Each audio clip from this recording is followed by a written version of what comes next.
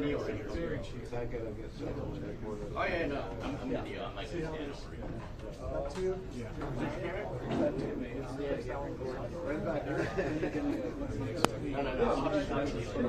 Yeah, I have your light right here.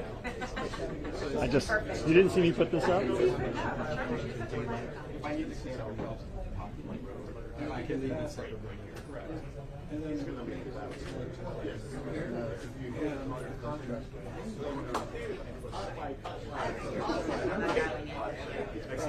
you.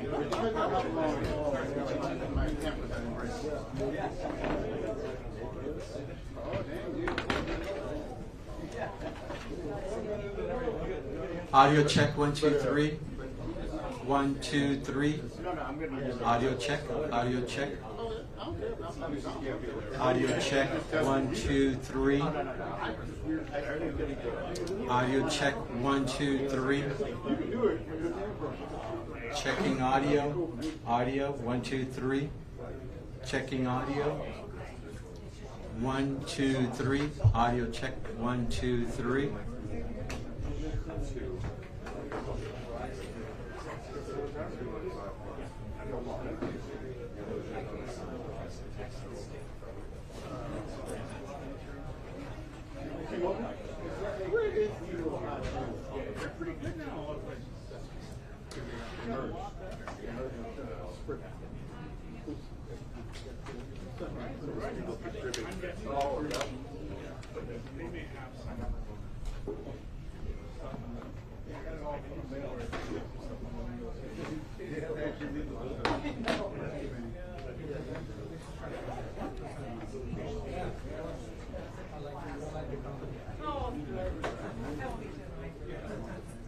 Yeah, I got that. Yeah. And also I'm getting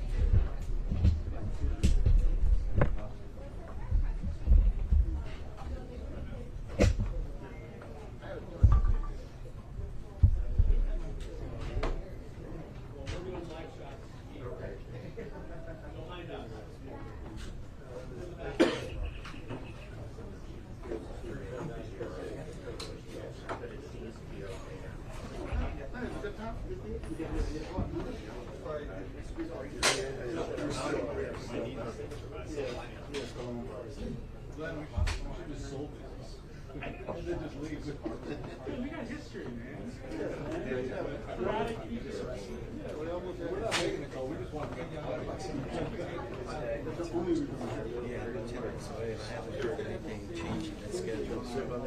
I'm hoping that the press release person Serves a great foundation.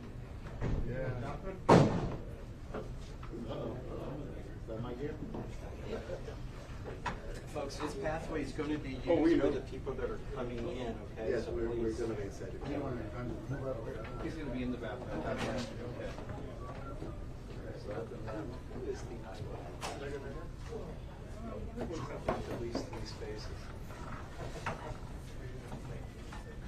Are you saying we can't take it? We're going to have to be at least out of the way for. Yeah. They're going to stand up there, though. They're not going to stand here. Yeah, yeah, no. Because they'll be in the background or whatever. Yeah, We'll get skinny for a second. Hold the belly. Or you can just, dive into that room there while they're coming through. Yeah, Sure. That's fine. Sure.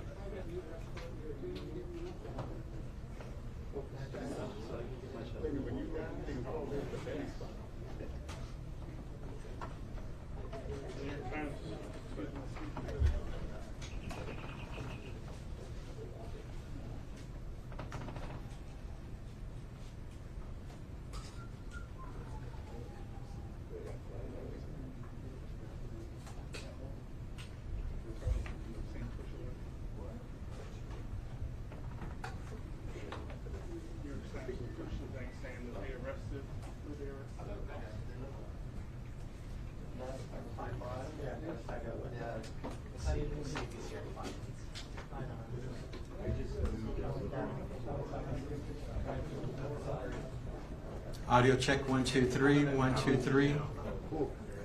Audio check. Audio check 1 2 3 1 2 3. Audio check 1 2 3 1 2 3. Audio check 1 2 3.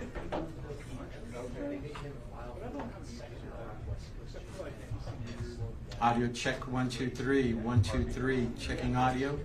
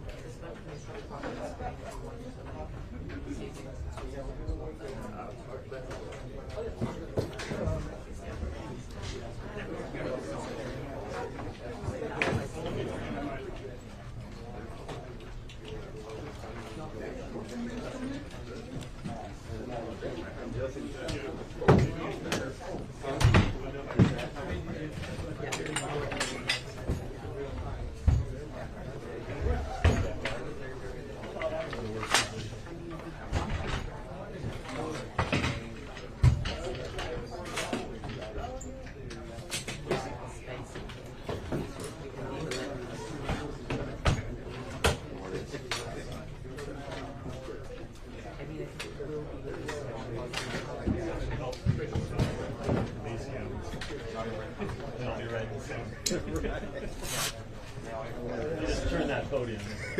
That's all you need to do.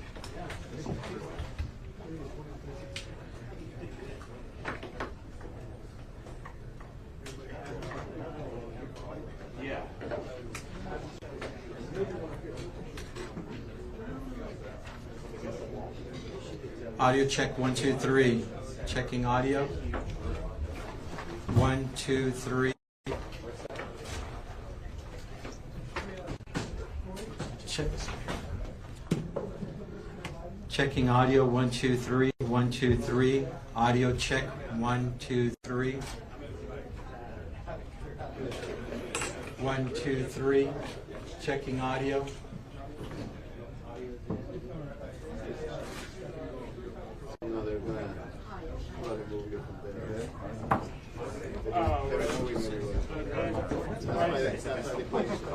Everybody, so in approximately 5 minutes they'll be here. We'll start the press conference. We're probably going to need some room over here on this side just because they're going to be walking in here. So the first speaker will be United States Attorney Martin Estrada. Okay, I think you can hear me now. First speaker is U.S. Attorney Martin Estrada. Just a quick question, is any Spanish language media here? Any hands raised? Okay, good. So Martin Estrada, U.S. Attorney, will be first speaker. He'll be followed by Los Angeles Police Chief Dominic Choi, followed by DEA Administrator Ann Milgram, and then Matthew Shields, the Acting Inspector in Charge, the United States Postal Inspection Service, Los Angeles Division. And then the U.S. Attorney will make some remarks in Spanish for Spanish language media, and then we'll take some questions. So we'll be here in a few minutes.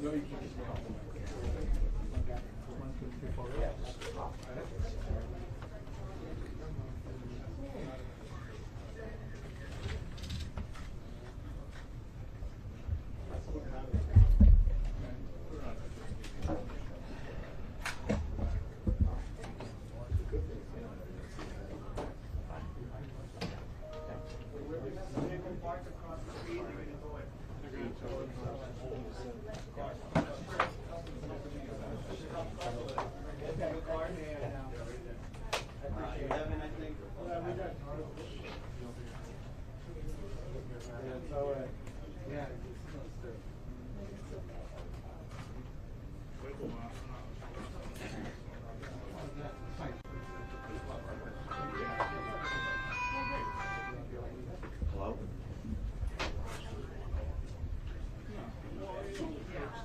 Okay, thanks.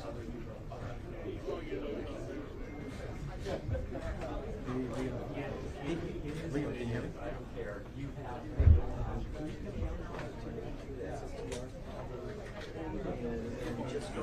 Just go straight to the control panel.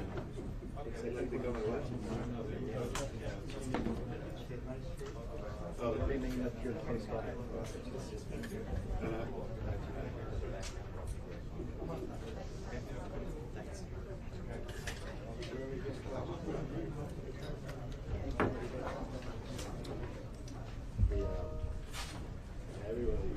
Okay, this will be the final audio check in the white balance. Audio check. 1, 2, 3. 1, 2, 3. Audio check. 1, 2, 3. 1, 2, 3. Audio check. 1, 2, 3. Checking audio. 1, 2, 3. Audio check. 1, 2, 3. Audio check. 1, 2, 3. Checking audio. 1, 2, 3. Audio check. 1, 2, 3.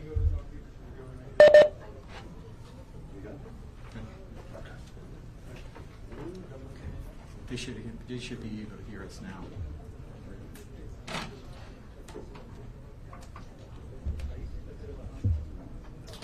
Audio check. 1, 2, 3. Good. Okay.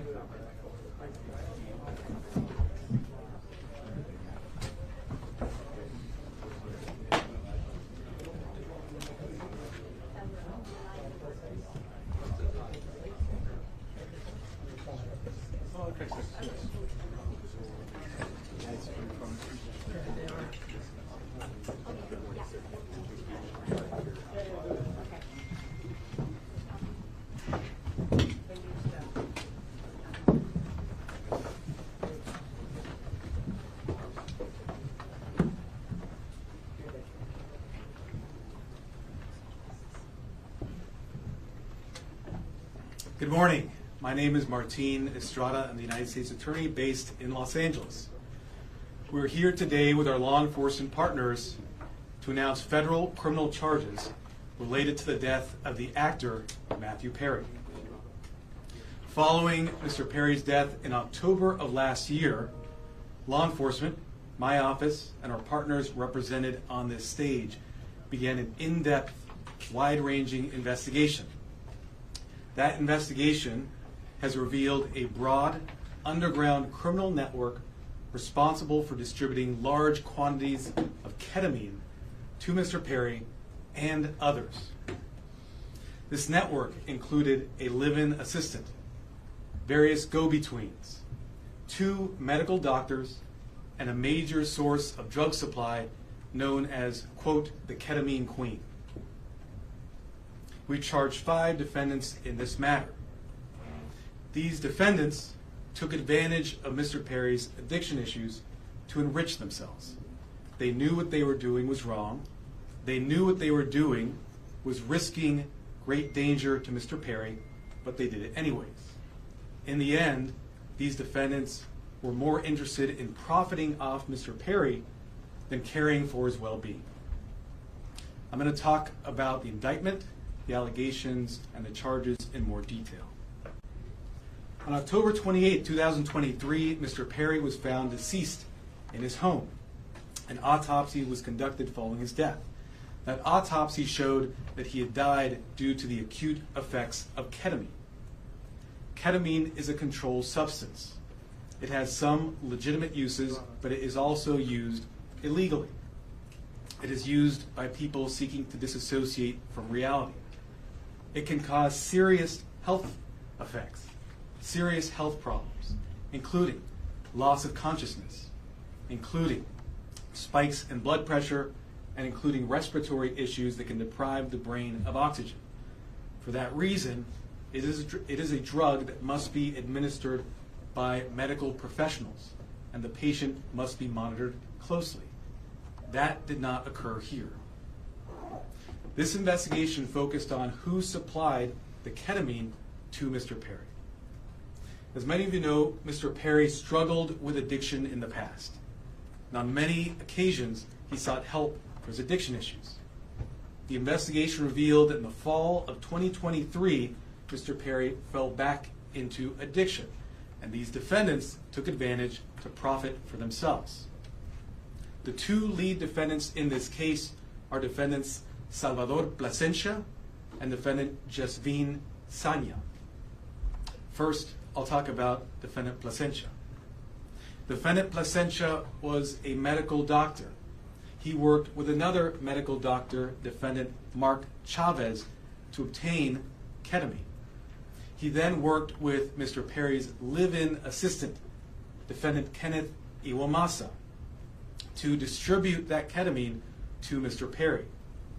Over 2 months, from September to October 2023, they distributed approximately 20 vials of ketamine to Mr. Perry in exchange for $55,000 in cash. Defendant Plasencia saw this as an opportunity to profit off of Mr. Perry. He wrote in a text message in September 2023, quote, "I wonder how much this moron will pay." He also stated in text messages that he wanted to be Mr. Perry's sole source of supply. He wrote in a text message that he wanted to be Mr. Perry's, quote, "go-to for drugs." As a doctor, defendant Plasencia knew full well the danger of what he was doing. In fact, on one occasion, he injected Mr. Perry with ketamine, and he saw Mr. Perry freeze up and his blood pressure spike. Despite that, he left additional vials of ketamine for defendant Iwamasa to administer to Mr. Perry. Of course, defendant Iwamasa had no medical training to speak of. Defendant Plasencia knew what he was doing was harming Mr. Perry. He had spoken to another patient in mid-October 2023, and he told that patient that Mr. Perry was spiraling out of control with his addiction. Nonetheless, defendant Plasencia continued to offer ketamine to Mr. Perry. Likewise, defendant Sanya knew what she was doing was harming defendants and also Mr. Perry. She took advantage of Mr. Perry by selling large amounts of ketamine to Mr. Perry over a 2-week period in October of 2023. She sold approximately 50 vials of ketamine for approximately $11,000 in cash. She worked with a broker, defendant Eric Fleming, and also the live-in assistant, defendant Iwamasa, to distribute this ketamine. Sanya and the broker, defendant Fleming, saw this as an opportunity to profit off of Mr. Perry. In a text message, the broker wrote, quote, "I wouldn't do it if there wasn't a chance of me making some money for doing this." Defendant Sanya sold the batch of ketamine that resulted in Mr. Perry's death on October 28th. Officers later searched defendant Sanya's home. During that search, they found what amounted to a drug-selling emporium. they found 80 vials of ketamine, thousands of pills containing methamphetamine, cocaine, bottles of Xanax and other illegally obtained prescription drugs, and drug-selling paraphernalia, including scales and ledgers. As I mentioned, the defendants in this case knew what they were doing was wrong. When they'd refer to the ketamine, they used coded language. They'd refer to it using terms such as, quote, Dr. Pepper, or quote, bots, or quote, cans. Also, defendants Placencia and Chavez, as medical doctors, knew full well this was not the proper way to administer ketamine, and they even talked about that in their exchanges. And defendant Sanya also knew that she was doing something that caused great risk to Mr. Perry. In fact, during this investigation, we learned that several years before, in 2019, defendant Sanya had sold ketamine to another customer. That person died the same day. And a family member of that person sent a message to defendant Sanya telling her the cause of death was ketamine.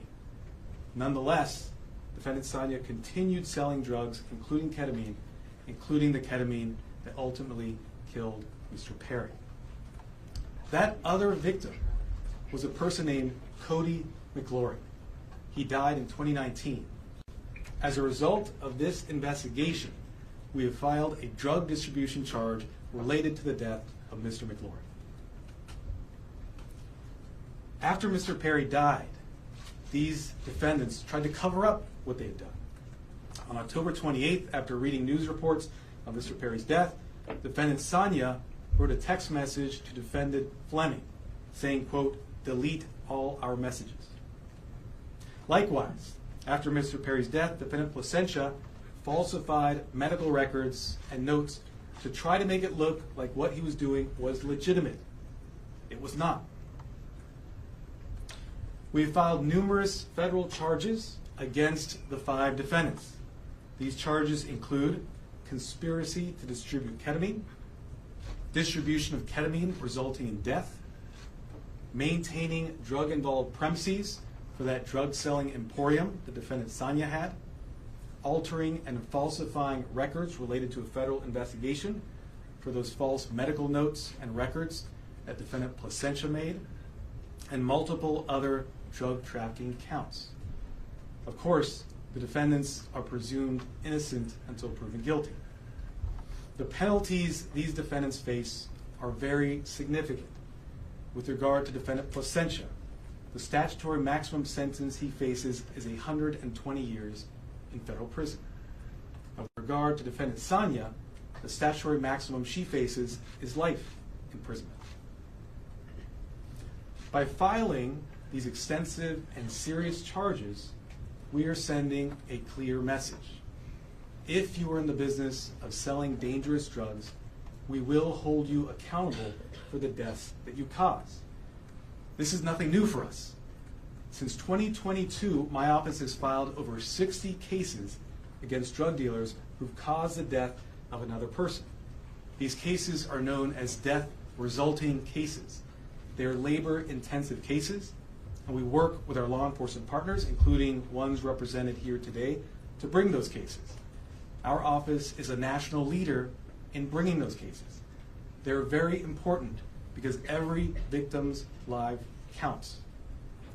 If you are in the drug selling business and you're selling dangerous drugs, you are playing roulette with other people's lives, just like the 5 defendants here did to Mr. Perry.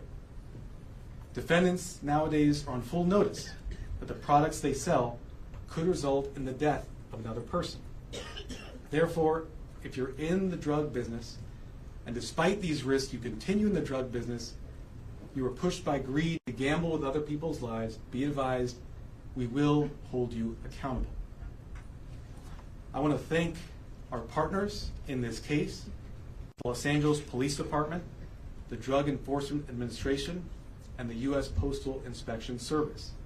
These investigators did a phenomenal job digging into the case, looking at every angle to develop a case, a strong case, against not only those who killed Mr. Perry, but also Mr. McGlory.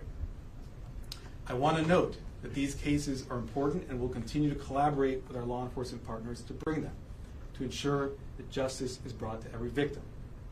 And finally, let me thank the prosecutors responsible for the investigation and the prosecution of this case. Those are Assistant United States Attorneys Ian Yanello and Xiaohan Tsai. And now I'd like to introduce Chief of Los Angeles Police Department, Dominic Choi.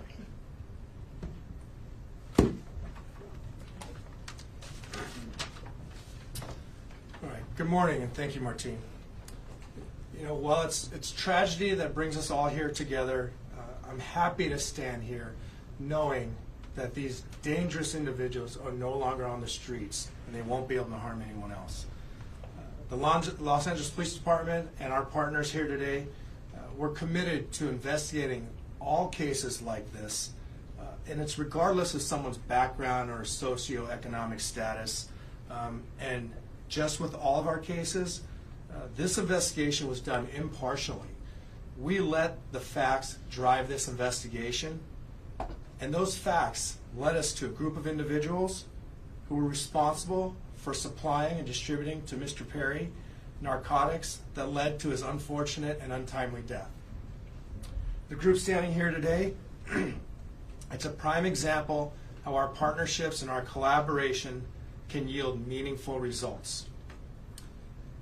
I want to thank LAPD, our Robbery Homicide Division, who is standing in the back there, the U.S. Attorney Martin Estrada and his team, the DEA and her team, as well as the U.S. Postal Inspection Service and their team for their hard work, diligence, and real patience. Now, I know people think this took a long time, but there was a lot of work, a lot of investigative strategies that went into this to make sure that there's a solid case and that we can pursue this in the courts.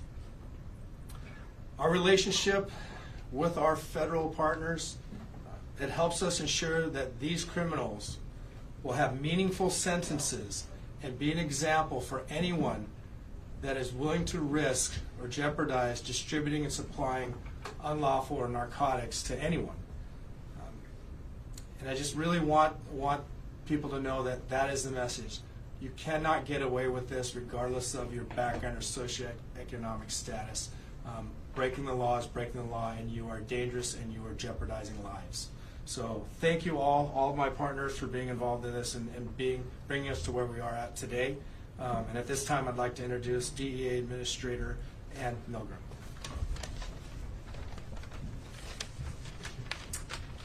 Good morning. Today we announce charges brought against 5 individuals who together are responsible for the death of Matthew Perry. Each of the defendants played a key role in his death. They falsely prescribed, sold, or injected the ketamine that caused Matthew Perry's tragic death. In the United States, most forms of ketamine are only approved by the Food and Drug Administration for anesthesia. A nasal spray version is approved for treatment of depression, but only in a certified medical setting. Here, Matthew Perry sought treatment for depression and anxiety and went to a local clinic where he became addicted to intravenous ketamine. When clinic doctors refused to increase his dosage, he turned to unscrupulous doctors who saw Perry as a way to make quick money. Dr. Plasencia and Dr. Chavez violated the oath they took to care for their patients. Instead of do no harm, they did harm so that they could make more money. Without performing any medical evaluation or monitoring, they supplied Matthew Perry with large amounts of ketamine in exchange for large sums of money, charging Perry $2,000 for a vial that cost Dr. Chavez approximately $12. As Matthew Perry's ketamine addiction grew, he wanted more, and he wanted it faster and cheaper. That is how he ended up buying from street dealers who sold the ketamine that ultimately led to his death. In doing so, he followed the arc that we have tragically seen with many others, whose substance use disorder begins in a doctor's office and ends in the street. Perry turned to a street dealer Eric Fleming, who sourced his ketamine from a drug trafficker known as the Ketamine Queen, Jasveen Sangha. The ketamine supplied by Sangha would ultimately be the dose that took Matthew Perry's life. Sangha knew that the ketamine she supplied could be deadly, since in 2019 she had sold ketamine to Cody McLaury, who died at the age of 33. But despite this knowledge, she continued to sell ketamine and methamphetamine throughout Los Angeles. Matthew Perry's journey began with unscrupulous doctors who abused their position of trust because they saw him as a payday, and it ended with street dealers who sold him ketamine in unmarked vials. The desperation that led Perry to these individuals was not met with help, as it should have been from the doctors, but instead it was met with exploitation. Exploitation by those who should have guided him toward help. This betrayal of trust is at the heart of this tragedy. Since 2023, DEA has investigated nearly 500 drug poisoning and overdose cases just like Matthew Perry's. We run a national initiative known as OD Justice, where we work with our state and local law enforcement partners to conduct investigations after someone has passed away. And it is important to note that the national model we today have in every 50 state across the United States is based on the work that started here in Los Angeles. We began this work with our partners in the Los Angeles Police Department and with other local police departments and sheriff's offices in California, in the Los Angeles area, and with the U.S. Attorney's Office. And today it stands as our national model for this critical work. Together, as part of OD Justice, we work to bring justice for the lives that have been lost and to stop others from dying. Regardless of the size or scope of a drug distribution network, the DEA will work nonstop to uncover and disrupt this illegal activity, and in this case, the deadly activity. I want to close by noting that Matthew Perry's death is not just a tragic overdose. After his 2020 book openly discussed his struggles with substance use disorder, Matthew Perry told podcast host Tom Power that he would prefer to be remembered for helping people rather than for his work on Friends as Chandler Bing. And so perhaps what has happened and the tragic details that we are discussing today can help others and save lives. I want to thank the Los Angeles Police Department, the United States Postal Inspection Service, and the United States Attorney's Office in the Central District of California for their tremendous partnership and their outstanding dedication to this case. I also have the privilege of serving every single day with the men and women of the DEA, and today I want to particularly recognize the outstanding work of our Los Angeles Field Division, as well as our diversion investigators who tirelessly worked on this case to bring justice to the victims and the families. Thank you. It's now my privilege to introduce Postal Inspector Shields.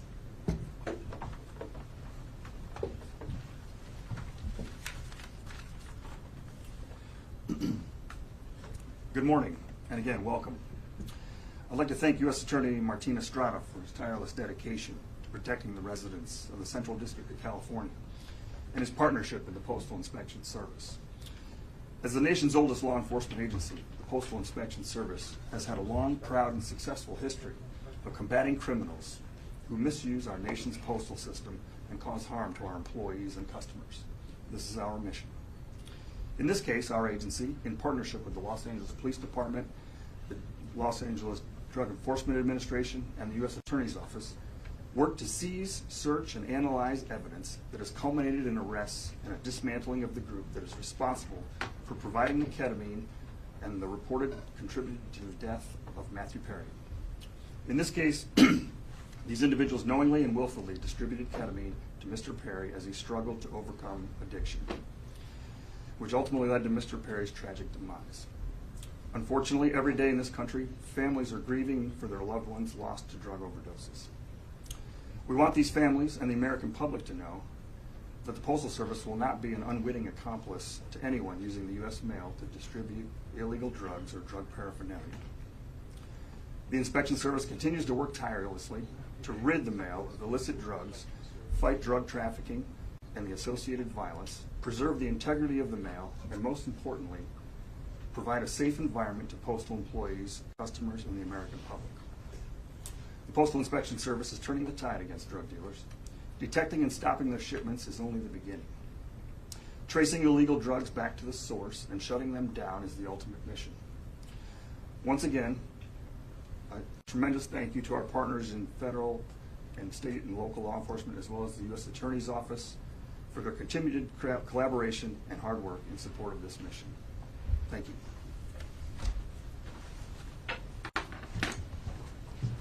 I'll now do brief remarks in Spanish, and then we'll do questions and answers. Where are the Spanish language reporters? Hold up your hands. Okay, great. Hoy anunciamos cargos criminales federales en conexión con la muerte del actor Matthew Perry. Nuestra investigación ha revelado una gran red criminal responsable por el tráfico de ketamina en grandes cantidades. Esta red incluía a un asistente personal para el señor Perry, 2 médicos y una narcotraficante conocida como la reina de la ketamina. Hemos archivado cargos federales contra 5 acusados. Estos acusados vendieron ketamina al actor Matthew Perry y vendieron ketamina en grandes cantidades, 70 viales de ketamina. Estos acusados sabían que lo que hacían era muy peligroso. Hablaban en palabras codificadas. Estos acusados sabían que lo que estaban haciendo causaba un riesgo al señor Perry. Por supuesto, 2 de ellos eran doctores, médicos. Pero, sin embargo, estos acusados siguieron vendiendo ketamina al señor Perry. A estos acusados les importaba más el efectivo que la vida humana. Desde 2022, mi oficina ha archivado más que 60 casos contra narcotraficantes responsables por la muerte de otra persona. Estos casos son muy importantes porque la vida de cada víctima es importante. Con todos esos casos, como en este caso, mandamos un mensaje muy claro. No vamos a tolerar a los narcotraficantes que apuestan con las vidas de otras personas. We'll now do question and answer. Any questions? Yes. My first question is, the person that found Matthew Perry in the hot tub, is that also one of the people who's being charged in this case? Is that the assistant? I didn't hear that. Can you repeat the question? Yes. The person, the assistant that's being charged in this case, is that also the person that found Matthew Perry in the hot tub? So the personal assistant we charged is defendant Kenneth Iwamasa. He was the one live-in assistant for Mr. Perry. Is he the one Yes. that found him in the hot tub? Yes. The doctor, when the patient tragically died in 2019, did law enforcement look into that death when they found out the patient died? I can't comment on that. What I can say is that through this investigation, we were able to connect defendant Sonia to that death in 2019 and file a charge related to that to vindicate the victim, Cody McClure. Are there any details about the search? Yes. Can you talk a little bit about, and maybe this is for DA Administrator Milgram, but can you talk a little bit about the line between legitimate ketamine therapy treatment and was, Matthew Perry ever receiving legitimate ketamine therapy treatment? And then when did that cross over? Were the defendants involved in that clinic where he was receiving legitimate treatment, if that's the case? So let me say this. Yes. In this case, we are not talking about legitimate ketamine treatment. We're talking about 2 doctors who abused the trust they had, abused their licenses to put another person's life at risk. 5 defendants who, as I mentioned, knew what they were doing was wrong. In fact, one of them had sold ketamine that resulted in the death of another person in 2019. Nothing about what we see today was legitimate, and that's why we filed criminal charges. Was he ever in? Yes. Is this the beginning of an enforcement effort specifically against ketamine? I know you mentioned past cases, the 60 cases, and DEA mentioned it as well. Is there going to be a focus specifically around ketamine? I think what you've seen is that this is not the beginning, but a continuation of an enforcement effort against synthetic drugs of all kinds. Synthetic drugs, ketamine, but also methamphetamine, fentanyl are killing people each and every day. We in law enforcement and with the U.S. Attorney's Office are on a campaign to address this and send a message that if you sell drugs, it results in the death of another person, the consequences will be severe. Any details about the search warrant? Hay dos doctores que son los acusados en este caso, el doctor Plasencia y el doctor Chávez. Los dos están acusados en este caso. El doctor Plasencia fue arrestado hoy en la mañana. El doctor Chávez ya ha sido preso y también ya ha declarado su culpabilidad. Any details about the search warrant as to when it was executed, besides the drugs, any other items that may have been seized or recovered? So with regard to defendant Sanya, that search warrant was executed earlier this year. During that search, as I mentioned, we found not just 80 vials of ketamine, thousands of pills containing methamphetamine, cocaine, bottles of Xanax and other illegally prescribed drugs, and drug-selling paraphernalia. As I mentioned, it was a drug-selling emporium.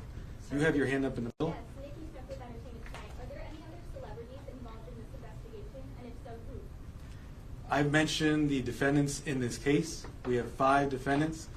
The lead defendants are defendants Jasvin Sanya, Salvador Plasencia. We also have defendants Mark Chavez, another medical doctor. We have defendant Kenneth Iwamasa and defendant Eric Fleming. We look at the evidence, we see where that goes. We don't charge people based on whether they're celebrities or not celebrities. We charge them based on the evidence. I think what my colleague here was getting at before is in the autopsy report that was made public about his death, there were 2 physicians who were listed as being involved in Mr. Perry's treatment prior to his death. One of them was involved in what appeared to be legitimate therapeutic use of ketamine. Is there any indication that the people who were doing the off-label recreational use were connected with the legitimate therapy he was getting at any point? And So then what I'll second- tell you is, Yeah. before we get to your second, what I'll tell you is that in our cases, we go where the evidence leads us. We also respect patient privacy. What I will say is an autopsy was conducted.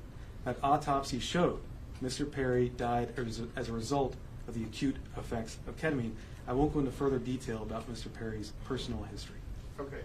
Yes. And then Were any of the 5 charged on your radar prior to Perry's overdose? I can't comment on that. What I will say is the investigation is ongoing, but what we're announcing today are serious federal charges against these 5 defendants, supported by an extensive investigation. Sir, can you clarify the relationship? This woman had been patiently had her hand up. Yes. Yes, Chavez was detained. When was he detained, and was it related to this case as well? Defendant Chavez is a defendant in this case. Right. We filed this morning a plea agreement for defendant Chavez. So he's already not entered, but we have a filed plea agreement for him. 2 other defendants, defendant Iwamasa, have also signed plea agreements. That plea agreement has been entered. And defendant Fleming has signed a plea agreement. That plea agreement has been entered. As I mentioned, the 2 lead defendants in this case are defendants Plasencia and defendant Sanya, who were arrested this morning. Yes, sir. No. There's the patient man behind you. Yes, sir. Fiscal, ¿nos puede identificar a los 5 detenidos y nos puede relacionar cómo comenzó la investigación con la reina de la ketamina en el 2019? Sí, hay 5 acusados y ya nombré los acusados. Hoy en la mañana 2 fueron arrestados. Fue la acusada Sanya y el acusado Plasencia, que fue un doctor médico. Sir, Yes. Yeah, there were reports this morning that the investigation could have uncovered other Hollywood celebrities who may have been buying from this same network. Is that accurate? And can you give us any sense of the customers that they were dealing with? So I can't comment on reports that are out there, their accuracy or inaccuracy. What I can tell you are the facts that we developed through our investigation. Those facts are what I've related to you this morning. Yes. You mentioned the queen of ketamine out of North Hollywood. What does that actually mean? How big was the network of people to whom she was selling narcotics, and specifically ketamine? What I can say about defendant Sanya, known as the ketamine queen, was that she was a major source of supply for ketamine to others as well as Mr. Perry. I think the fact that we searched her house and found a drug-selling emporium, including 80 vials of ketamine, would strongly suggest she was selling to many other individuals. Can you give a number, dozens, tens? I cannot, unfortunately, number, no. Any evidence as far as if not? You, let me, the gentleman there in the back. Extra TV, what has been Matthew's parents or family's reaction to the news coming out today? So I won't comment on specific statements made by victims' families. We value confidentiality. What I will say is that the work of our office is victim-driven. We work with victims, including their families, each and every day, not just on this case, but on all our cases, including the over 60 death-resulting cases I mentioned earlier. We have been in communication, and I will leave it at that. Yes? Hello, sir. Were all the defendants American citizens, and where were they sourcing their drugs? What I can say is that all the defendants, actually I can't comment on citizenship at this time. I can't comment on the sourcing either. I've given you the facts in terms of the drug selling. Yes, sir. With regard to the death of Mr. McClure, the other victim, you see that his death was also a ketamine overdose. Is that investigation into his death linked to the investigation of Perry, or was it only after the death of Perry that you realized the link with Mr. McClure's death? Sure. It was through the investigation in this case, as the investigators did a thorough job, followed every lead, pulled every string to see what had occurred. They learned about the extent of defendant Sonia's criminal conduct and learned about the sale in 2019. And because of that investigation, we have filed a charge related to the death of victim McClure. And that's important because we want to vindicate all victims who suffered these types of tragedies. So how many, I'll do 2 more questions. how much reason to believe that the so-called queen of ketamine is linked to any more deaths? Any more investigations and any more possible that she could be linked to? I think, as I've mentioned, we've linked her to sales of ketamine, which resulted in at least 2 deaths. We searched her home. We found a drug-selling emporium. I can't comment. I can't speculate on things such as what you're suggesting. I will say, in this case, she is facing very significant federal charges, including a charge that carries a 10-year mandatory minimum sentence. Yes, sir. Were these 5 continuing to sell ketamine or other drugs after Perry's death? I can't comment on that in terms of where they were selling. No, like in terms of afterwards, were they What I still... can say is that we searched the home of one of the defendants following Mr. Perry's death. She had 80 vials of ketamine, thousands of pills of methamphetamine, cocaine, bottles of Xanax. Thank you very much. Appreciate it.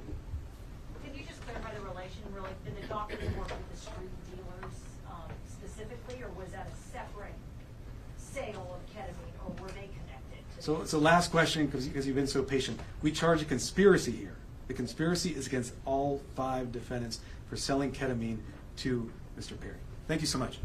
All right, thank you, ladies and gentlemen. The press release is out. It's online. We've emailed it. It's on social media. So.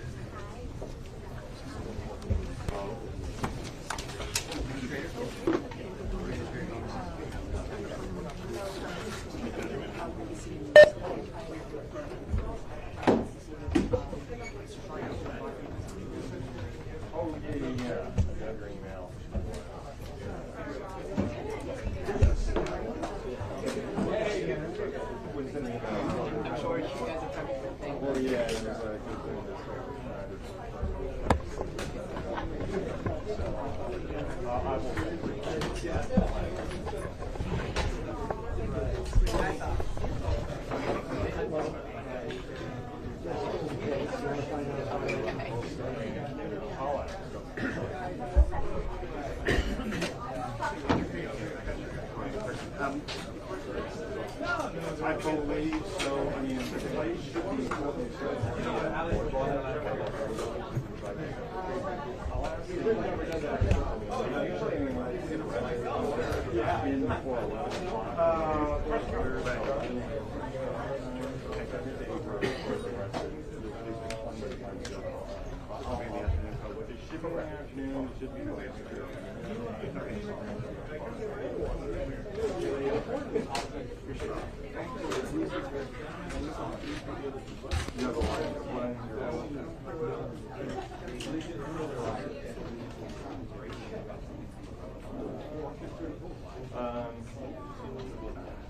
Yeah, I guess so. I mean, as long as we're, yeah, you're the still with us,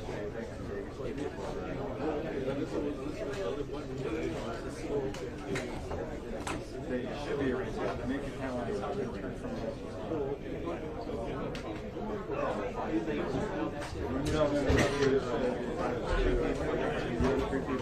He said they should be arranged today.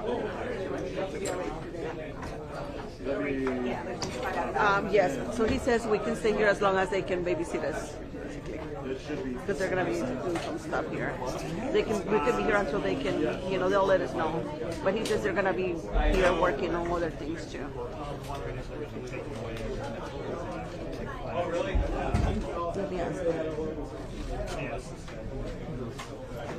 Who's the one in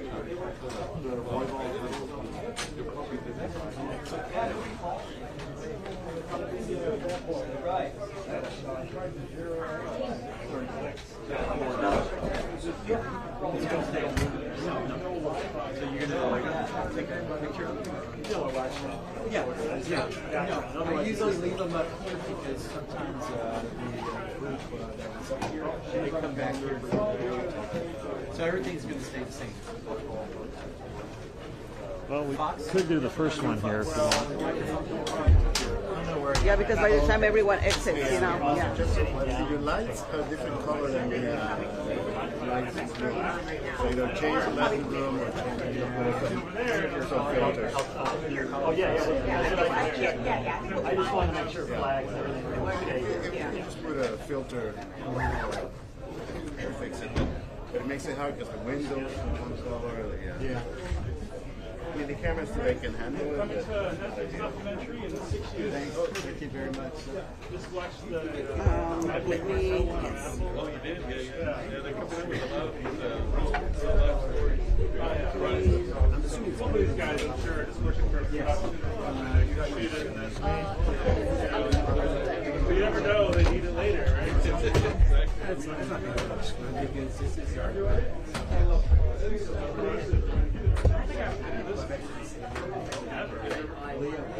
The wedding session. You good? Perfect.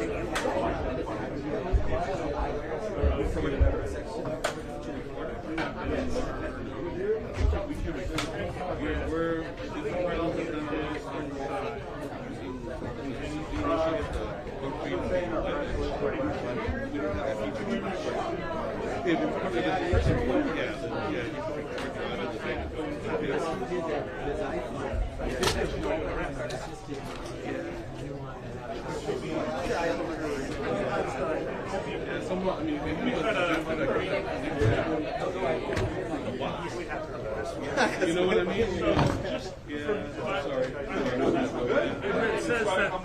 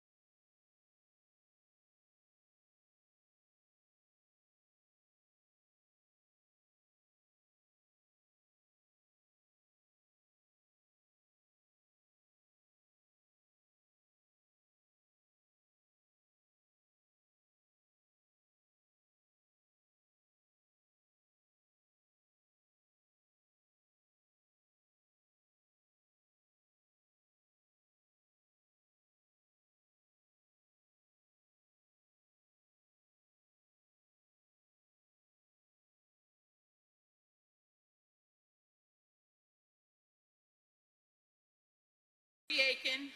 I'm a 70-year-old retired registered nurse from Portland, Maine, where I live with my husband of 47 years, our 2 beagles, and our son and granddaughter live nearby. Also, for over 4 decades, I've battled psoriatic arthritis and psoriasis that have taken a heavy toll on my body. But nothing could prepare me for the financial strain that came with the high cost of the drugs I need to live my life, including Enbrel, which comes with a staggering list price. Last year alone, I spent over $9,000 out of pocket just to afford this one drug. As a nurse, I counsel patients on the importance of taking their medications consistently, but I have to admit that sometimes I found myself unable to follow my own advice and have been known to skip a dose here and there. For years, it felt like no one was standing up to Big Pharma for patients like me. But thanks to President Biden and Vice President Harris's Inflation Reduction Act, that is changing.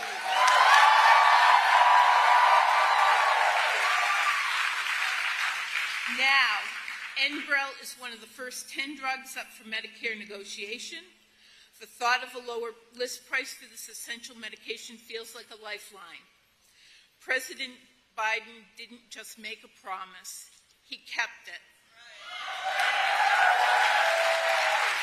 Because of the Biden-Harris administration's actions, my husband and I can finally breathe a little easier.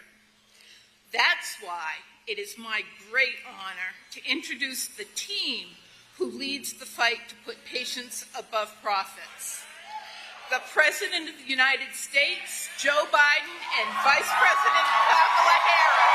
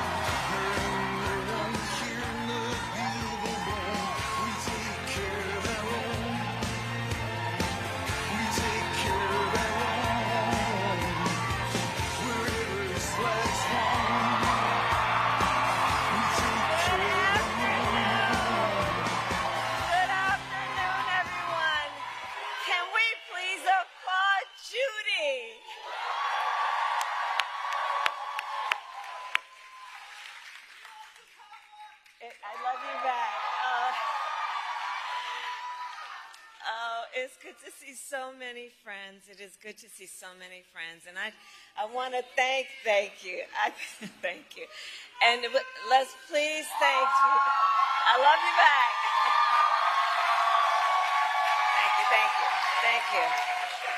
Thank you. And I know we all thank Judy for sharing her story. I think we all know it takes a very special person who has dedicated over 40 years of their life to do the work that Judy has done as a nurse, that work being what? To care about other people in a way that is about lifting them up and caring about their well-being. So Judy, we thank you so very much for being here today.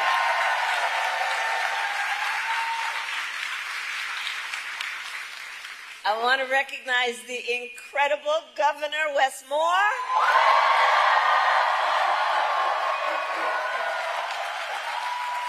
Who's here with Don and their son.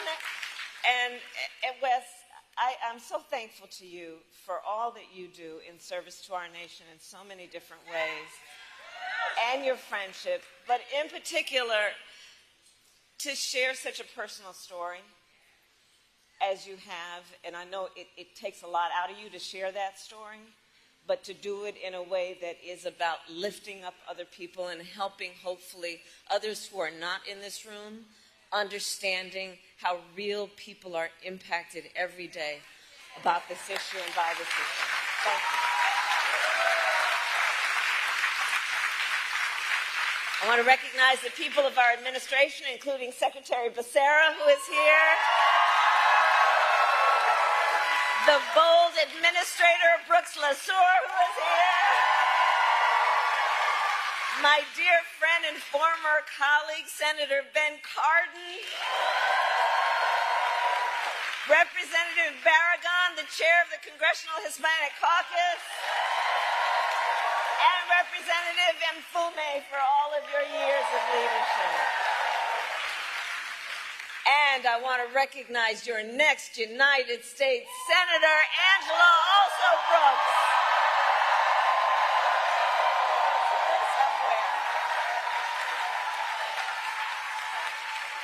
And I've worked with her over the years. I'm telling you, Marilyn, you're going to do a great thing when you send her to the United States Senate.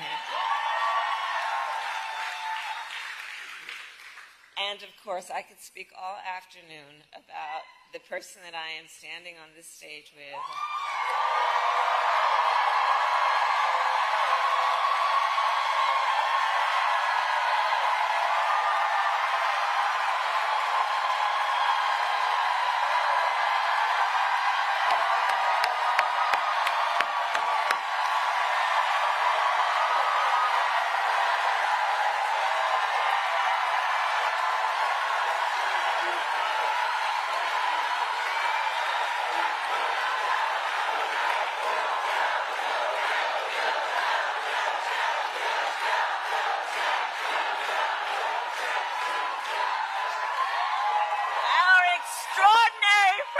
Joe Biden.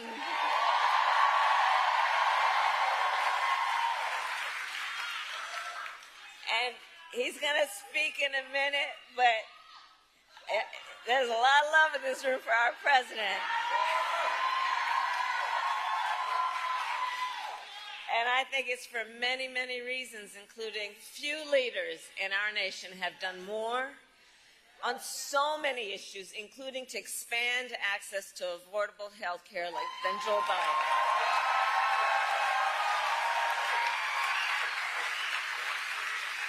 And today we take the next step, thank you, Joe, forward in our fight.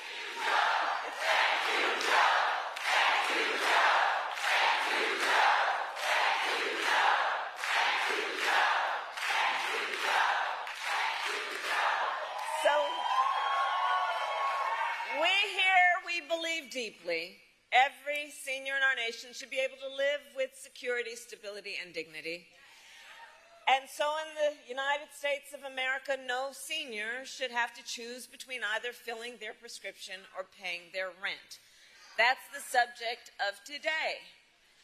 Because we know for far too long, far too many of our seniors have struggled to afford their medication. And as a result, seniors have been forced to spend their time trying to figure out how they are going to be able to fill a prescription like insulin based on the doctor's prescription, which is about saving their life, or whether they'd have to ration their pills to be able to make it stretch through a month. And why, we all know, but let's ask, why are prescription drugs so expensive? I will tell you. Well, one big reason is for years, Big Pharma has often inflated the price of life-saving medications, often charging many times what it would cost to make just to increase their profits. And millions of Americans have suffered as a result. My entire career, I have worked to hold bad actors accountable and lower the cost of prescription drugs. As Attorney General of California, I took on pharmaceutical companies for deceptive marketing and illegally inflating the cost of drugs, and we won billions of dollars. As a United States Senator, I fought to pass laws that would make health care more affordable and accessible for all Americans. And as Vice President, together with Joe Biden, our president, We finally addressed the long-standing issue that for years was one of the biggest challenges on this subject, which was that Medicare was prohibited by law from negotiating lower drug prices. And those costs then got passed on to our seniors, but not anymore.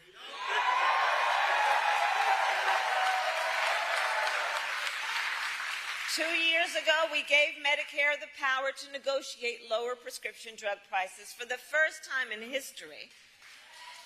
And here is why that matters. It is nearly impossible for a patient to negotiate lower prices by themselves. Just think about that. Somebody who needs the medication, who may be suffering from a serious illness, that they would by themselves be able to negotiate against a big drug company to lower their prices is virtually impossible. It's one person against a huge corporation. But Medicare represents more than 65 million people. And so Medicare has collective bargaining power. And now Medicare can use that power to go toe-to-toe with Big Pharma and negotiate lower drug prices.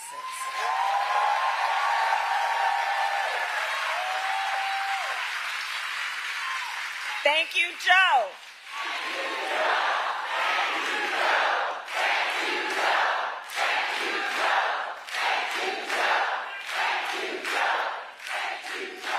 And this is to the benefit of not only tens of millions of people on Medicare, but also millions of Americans on Medicare who have long-term disabilities. And understand, as a result of our negotiations, the government will also pay less than for prescription drugs.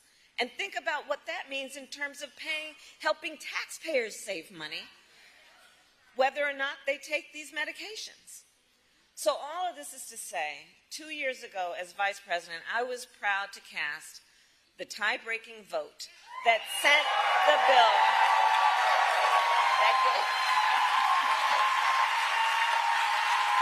that gave Medicare the power to negotiate and let it get to the president's desk, and I was proud when our president, Joe Biden, signed that bill into law. In the 2 years since, we've been using this new power to lower the price of life-saving medications, and now to announce the result of those negotiations, it is my eternal and great, great, great honor, I have to tell you, to serve with this most extraordinary human being and American and leader, our President, Joe Biden.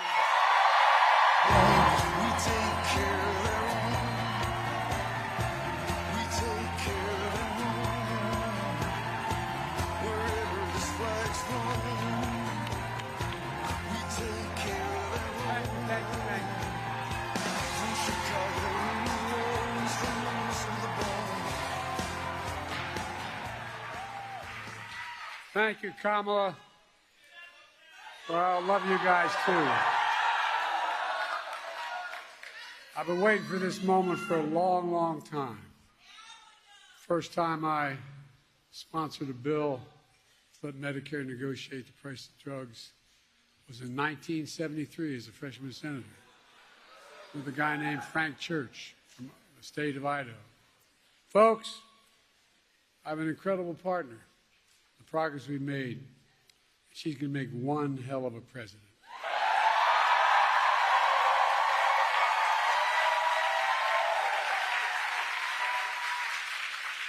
And Judy, thank you for sharing your story.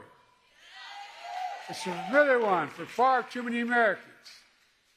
People like my dad used to lay in bed at night when they lost his insurance as the company he worked for, staring at the ceiling, literally, and you've all experienced, you know people who have experienced this, wondering what in God's name happened if my wife gets breast cancer, or if I get sick, or my children get seriously ill. What happens? What in God's name? How can we pay for the drugs, prescription drugs? I'm serious. These are the discussions. You know it. Do we have enough insurance? Can we afford the medical bills? We'll have to sell the house to get a second mortgage. There are discussions that took place in my house and your house. Kamala and I both get it. We know it isn't just about health care. It's about your dignity. No, it's about your dignity. It's about peace of mind. It's about security.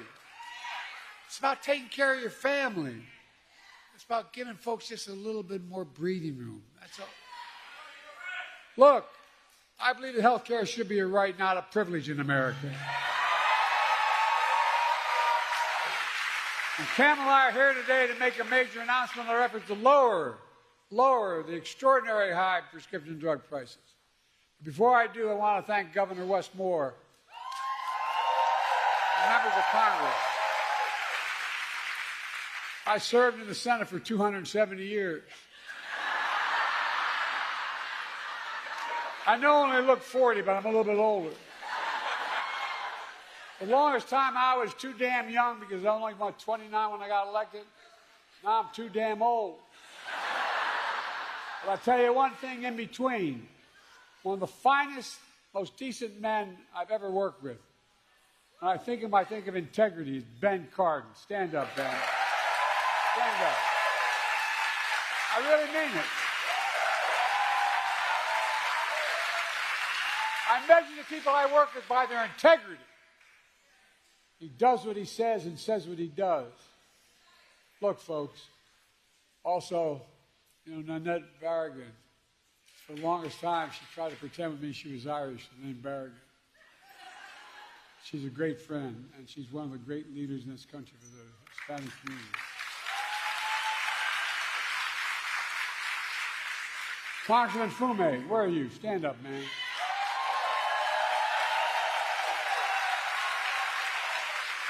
I've never once gone to this man and asked for help, and I haven't gotten it. Not one single time. Thank you, pal. Thank you. And you're soon to be senator.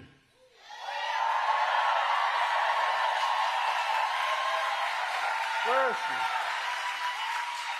It's a hell of a lot easier job than being a county executive. I was a county official. They expect you can solve every problem. You don't have the authority to do it. You don't have enough money. But I'm looking forward. I told her I campaigned for or against whichever helped the most. Along with members of my administration, Javier Becerra, HHS, Administrator Brooks LaSalle, CMS administrators here today. And let me say something. We're all thinking about my good friend, and he is a really good friend for a long time, Steny Hoyer. He represents the western shore of Delaware. Y'all think we're kidding. We have that fight all the time. I wish him a speedy recovery. I understand he's doing well.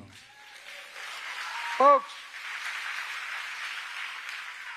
this is a fight all of us have been fighting for a long time, taking on Big Pharma. We pay more for prescription drugs. It's not hyperbole. We pay more for prescription drugs than any advanced nation in the world. I could take out an Air Force One, and if you have a prescription from a drug company in America, and fly you to Toronto, Canada, fly you to Paris, France, fly you to Belgium, fly you anywhere around the world, and get you the same prescription filled for the same company for 40 to 60% less than we pay for it here. Too many Americans can't afford the drugs they badly need for life and death. So they skip doses, cut pills in half, forego prescriptions entirely because the prescription drugs are totally unaffordable. The woman you all met, the nurse you just met, she paid $900 a month. Well, guess what, man? She's going to pay nowhere near that. $9,000. She's going to pay, guess what? Beginning January, every single prescription drug she has, including, God forbid, if she needs a really expensive drug like a cancer drug. Maximum she ever has to pay is $2,000, period.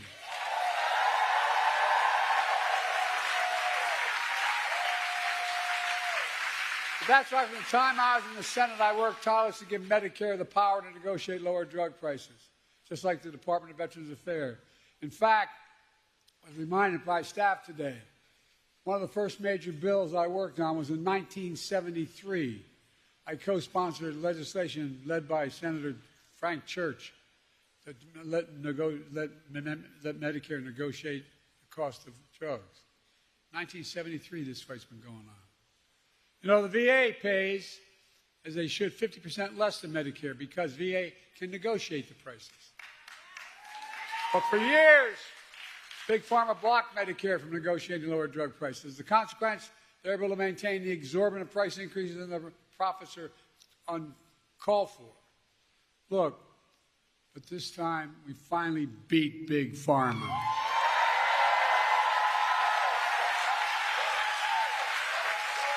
And I might add, with no help from Republicans, not a single Republican voted for this bill, period. Not one in the entire Congress.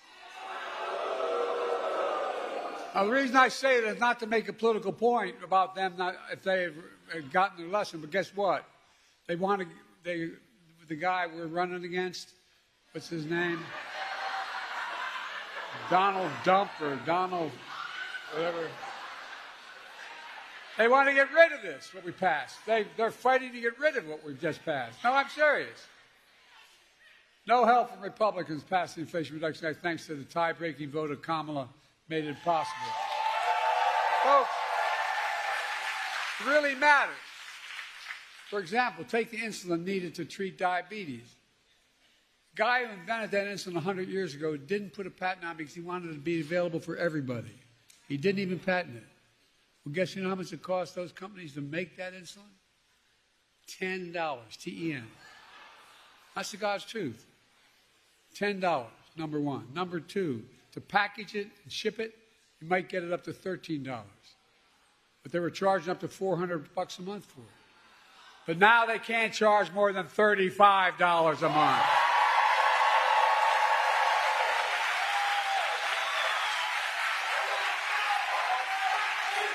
It's a big deal. No. Look, $35 a month. These guys still make enormous profits. That's 3 times what it cost them to make it. The initial legislation capped the cost for everyone who needed that insulin. How many of you know anybody needs insulin for diabetes? Raise your hand. Okay, well, guess what? For the next 3 months we got here, I'm not leaving here, and Kamala, when she's president, is going to make sure if we don't get it done, everybody should qualify for that $35 a month. Every American. I mean it. Folks, that's not all. The same law we wrote, means starting in January of this year, every senior in the United States of America, no matter what their cost of drugs, and like I said, some of these cancer drugs are $12,000 a year. Every single penny they spend, they never have to spend more than $2,000 a year for all drugs. All drugs. And we're going to fight to make sure everyone qualifies for that as well. Look, all together, our reforms not only save lives, but here's the point people don't talk enough about.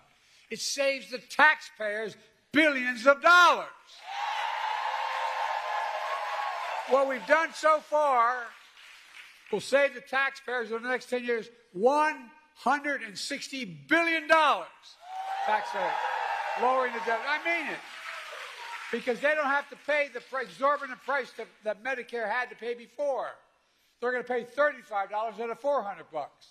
Folks, and those savings are only going to increase for American taxpayers because it matters. Look, but that's not all the Inflation Reduction Act did. Last summer, I announced under that law Medicare is going to select, and it's already passed law, 10 drugs a year, going up to 20 till we get every single drug every year. Drugs treat from everything from heart failure, blood clots, kidney disease, arthritis, blood cancers, and more. And today, I'm proud to announce that Medicare has reached agreement with all manufacturers on all 10 drugs selected in the first round of negotiations. The new lower prices for all 10 drugs will go into effect in January of 2026. Not this January, next January. Negotiations cut the price of these 10 drugs for Judy and others who are Medicare, nearly 40 to 80%, depending which drug it is. Let me give you one example. Non-insulin diabetes drugs cost $530 a month. Some of you may know that. Guess what? It's now only going to cost $115.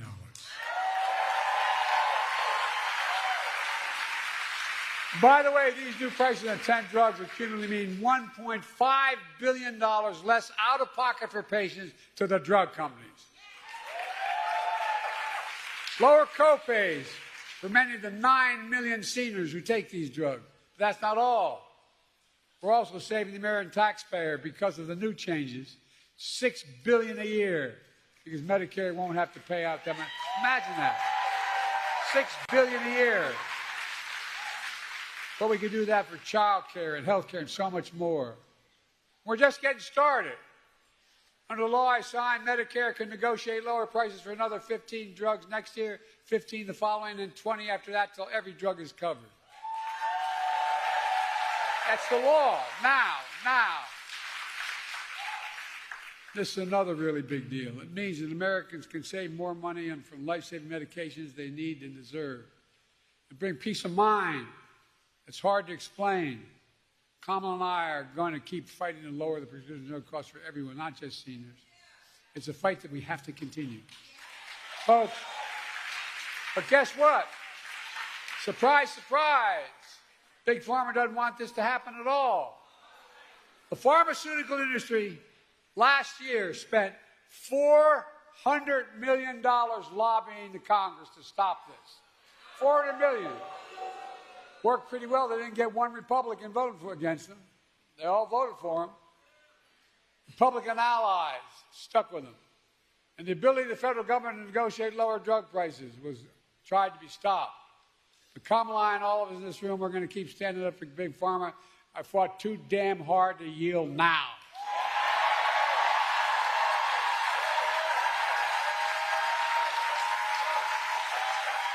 We're not backing down. And get this, you may have heard about the MAGA Republican Project 2025 plan. They want to repeal Medicare's power to negotiate drug prices. Let Big Pharma back to charge whatever they want.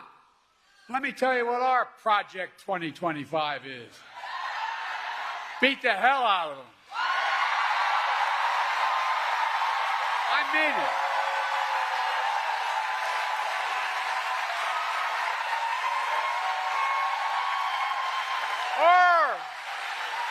In January 25, total prescription drug costs will be capped at $2,000, no matter how expensive they are. And some are expensive as $12 a year, $12,000 a month, I should say. Kamala Harris and Democrats in Congress will make sure that $2,000 cap covers everyone, not just seniors as well. Insulin costs just $35 for everyone, not just seniors. Our Project 25 will lower prescription drug costs for you, your families, instead of handing Big Pharma a big blank check. And look, and in the process, this is what we don't talk enough about, I don't think. In the process, we're going to save the taxpayer. The budget's going to be reduced by hundreds of billions of dollars. Hear me? Hundreds of billions of dollars. Just the first year, the first thing we passed, is $160 billion less that the government's going to have to pay out to farmers. But guess what? It can pay out for education, it can pay out for health care, it can pay out for so much more, or it can just simply reduce the deficit. He has exploded. Folks, that's what I call a win. Folks, there's more. My predecessor and his MAGA friends in Congress tried to repeal the Affordable Care Act, which is different. Obamacare. They tried to repeal it over 50 times. We stopped them. Along the way, I made the Affordable Care Act even stronger, protecting a million more Americans with pre-existing conditions. And guess what? There's over 40 million. MAGA Republicans in Congress don't want to cut Medicare, and so they want to cut Medicare and Social Security. Why? They want to give another, here's what they're proposing, just so you know what the budget is. They're proposing another $5 trillion tax cut for the mega wealthy. By the way, this guy we're running against, when he was president, he gave a $2 trillion tax cut to super wealthy. You know what that was? He generated the largest deficit any president has in American history. I love these Republicans talking about cutting spending. You know, we have 1,000 billionaires in America. You know what their average tax they pay is? 8.2%. Introduced a bill to say that you got to pay a minimum of 25%. You know what that would raise? $500 billion over the next 10 years. Imagine what we could do with that. Imagine the taxes we could cut for ordinary people. Well, look, Kamala and I have a better idea. We're going to protect Medicare and Social Security and make sure the wealthy pay their fair share. That's how we're going to pay for it. And by the way, that means making the tax code fair. Look, in addition, we also announced steps to crack down on anti-competitive practices in health care. How many of you know we've been going after things called junk fees? Junk health insurance plans. That ones that look affordable. When you take the cover off, you find out there's a number of hidden costs. We're going after them and trying to get rid of them. We're also cracking down on surprise medical billing. For example, when a patient goes in the hospital for surgery, if it turns out his anesthesiologist is not in his network, you're going to get a surprise bill for another $1,000. Well, we're stopping that too. We're protecting 1 million healthcare providers. We're protecting 1 million Americans every month from unexpected medical bills. We're working to ban the use of medical debt on credit reporting. Years ago, I had 2 craniotomies because I had aneurysms. My bill, if I didn't have insurance, was in the hundreds of thousands of dollars. Well, guess what? It matters. It matters whether or not, if I didn't have insurance the rest of my life, I couldn't do anything. I wouldn't be able to buy anything, wouldn't be able to have a credit, wouldn't be able to. Now, we're going to get rid of health care costs being on your, you have to still owe it, but you don't have to get your credit doesn't affect it. Look, I'm a capitalist. I have no problem with companies making money, but not by price gouging seniors and working families. I grew up in a family where my dad used to say, Joey, a job's about a lot more than a paycheck. It's about your dignity. It's about respect. And I really mean this. This is what he would say. My dad was a well-read guy, never got a chance to go to college. He talked about what we needed to do for ordinary working, hard-working people. We changed the whole way we look at the economy. Used to be this idea of trickle-down economics. Even Democrats accepted it. Some Democratic presidents accepted it. That if you're wealthy, makes a lot of money, it'll trickle down to the rest of us. Well, I didn't notice a single penny trickle down on my dad's kitchen table. But guess what now? We measure everything the following way. We build from the middle out and the bottom up, and if they do well, everybody does well. Not a joke. And any money I get to spend as president, I spend it on being made in America by Americans. Americans don't like being played for suckers. We believe we should be patient, but there should be reasonable profits, not unreasonable profits. Look, let me close with this. It's all about health care. It's about lowering costs for families. It's about fairness and security. It's about the dignity for people like Judy and millions of Americans all across the country. That's exactly what we're doing. There's more we can do for everyone. We can't give up. They told me every major piece of legislation we passed to give us the strongest economy in history and the strongest economy in the world. We got more to do for working people. By the way, everybody does better when there's more unions.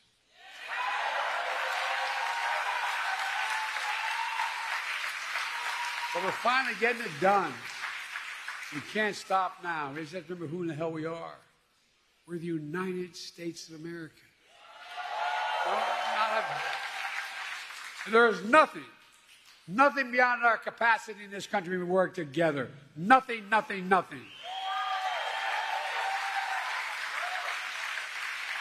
tell you what, I thank God that in the last 3 months I'm President of the United States, I was able to finally get done what I tried to get done when I was a young senator at 30 years old. Thank you, God. Thank you. God bless you all, and may God protect our troops. Thank you.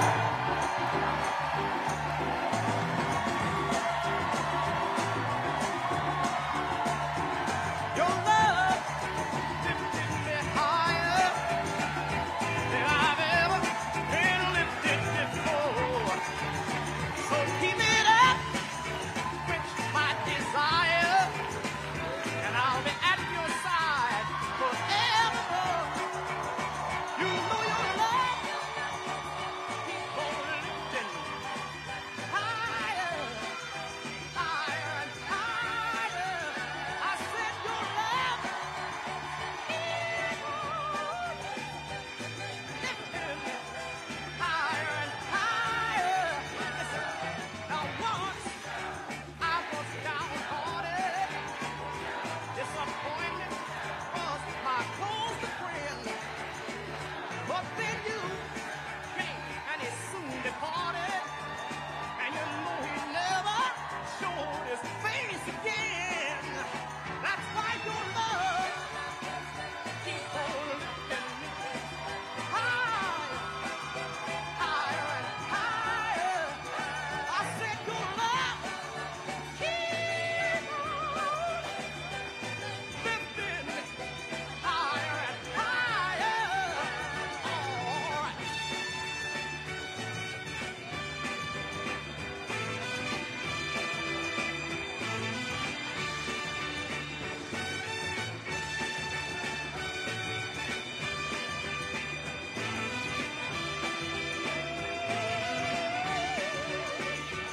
I'm so glad I finally found you.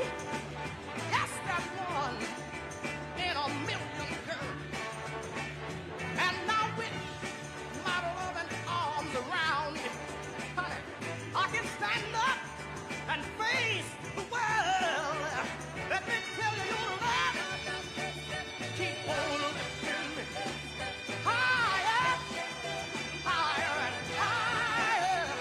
I said your love keep on lifting me higher and higher.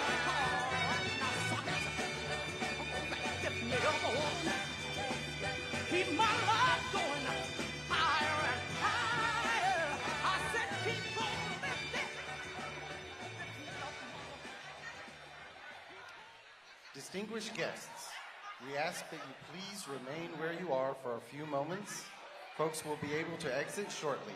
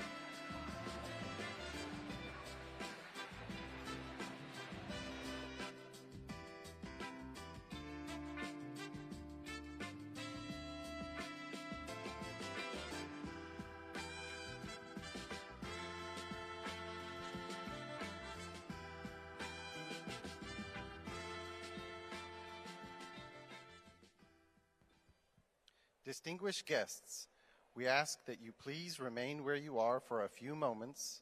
Folks will be able to exit shortly.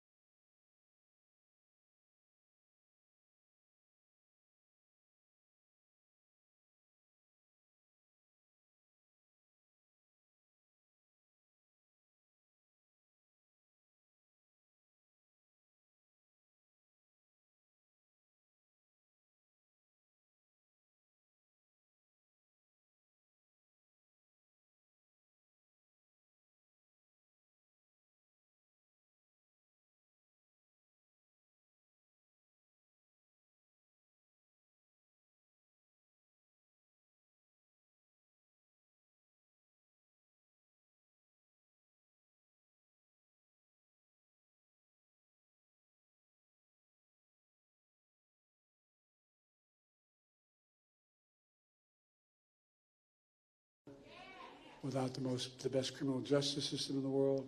How can that be? And that's what we're put together. Kamala did that, and the two of us, along with the help of the governor and many other governors. So, folks, look, this really matters.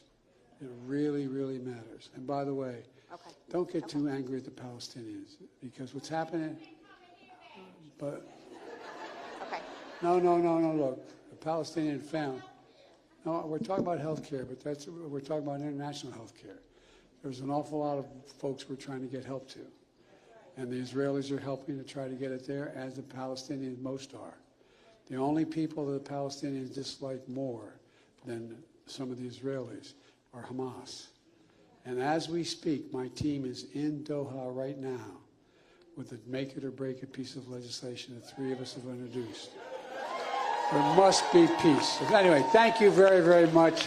I'm going to turn it over. Vote, vote, vote, vote, vote.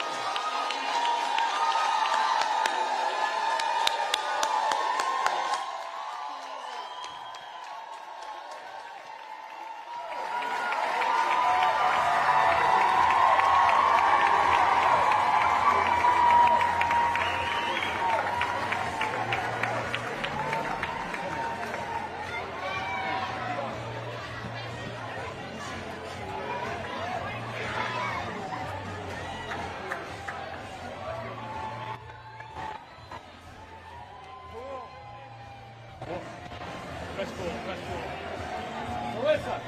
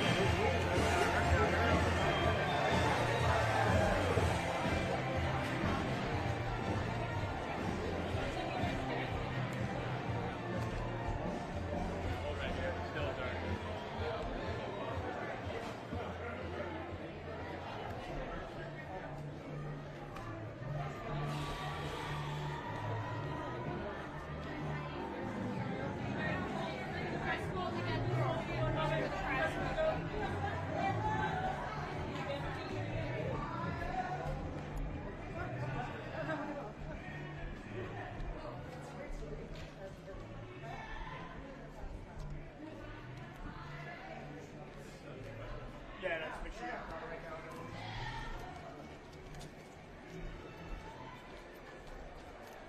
Another one. Oh my goodness.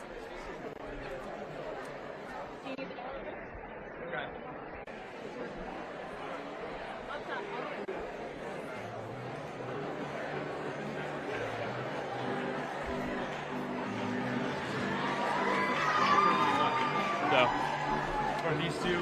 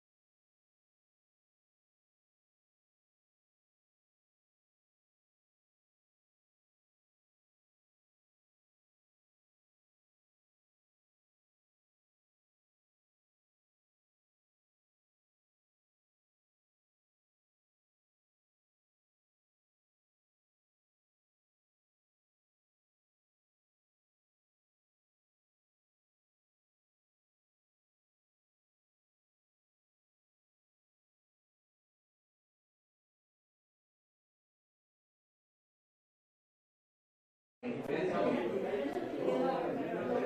there it is. There it is. Yeah, it's right there.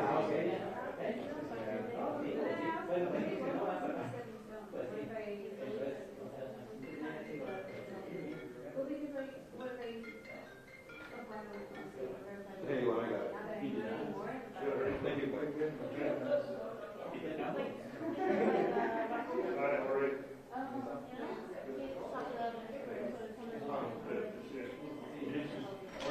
Good. Well. How are you? Nice to see you.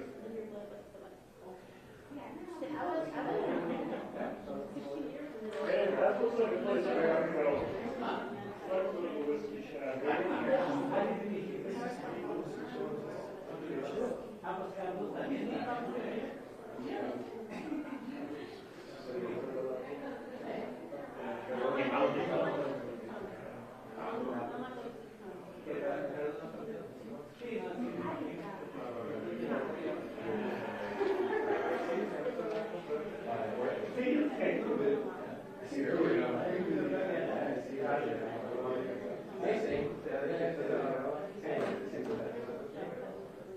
Come out of the winter.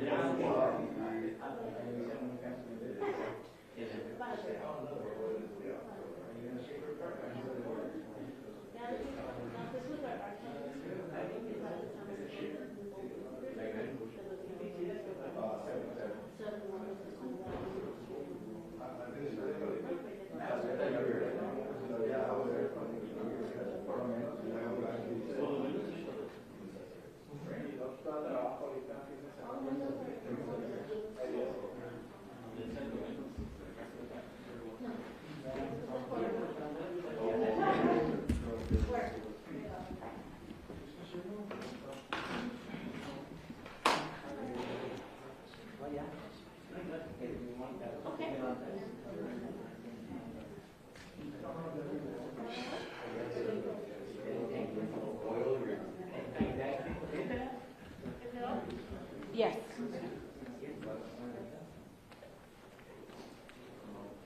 Everyone knows who gets the first question, right? No. Good afternoon. My name is Estrella Escobar. I serve as Senior Chief of Staff for Mayor Oscar Leeser. We want to do a sound check. Everybody's okay? 1, 2, 3.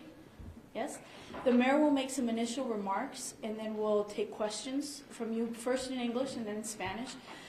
When you do have your questions, please refer to Tammy or Laura Cruz Acosta to ensure that the people at home can hear the questions as well as the answers.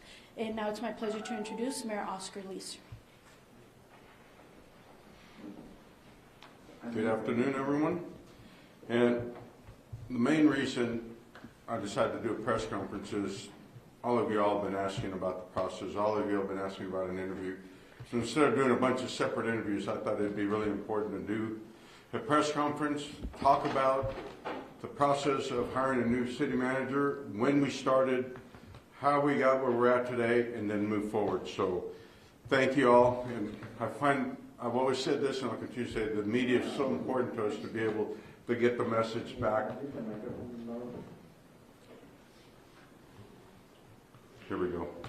The media is so important to us to get the message back to our citizens. So thank you all. I really do appreciate you all being here. So, we've been talking about that the process was too short. The process was rushed. Okay, we're going to find out that it's probably totally the opposite. And I wouldn't say probably, it was totally the opposite. And we've had a very transparent process. If you remember back in February, City Council terminated the contract of former City Manager Tommy Gonzalez. Less than 30 days or so after that, we started the process. And I'm going to give you a handout. And in this handout, you'll see the full timeline till today. And I think that's very important for y'all to be able to see. You know, there's been a lot of criticism. People talk about lame duck. So in the City Council, I said, all right, Ms. Neiman, explain to me, what are we trying to say about lame duck? So the city attorney said that lame duck starts the day of the election, November 5th. We're not November 5th. We were elected to represent the city of El Paso. We were elected to represent the citizens and to make major decisions to the end of the year.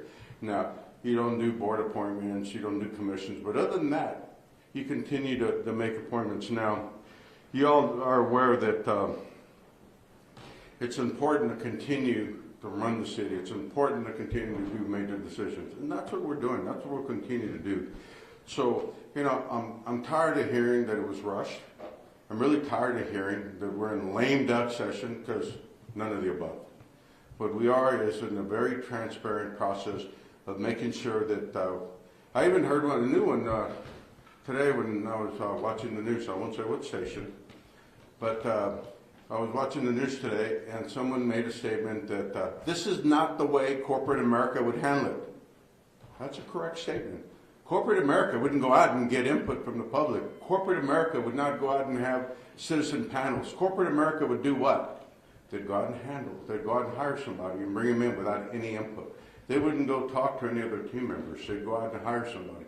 So if someone thinks that this is corporate America and the process should be that way, they're 100% mistaken. This is a process. We represent the citizens of the city of El Paso, and we want to do a process that's fully transparent. So that's what we're doing today. And I'm going to, because I think this form that I'll give you all is probably the form that really says the most of it.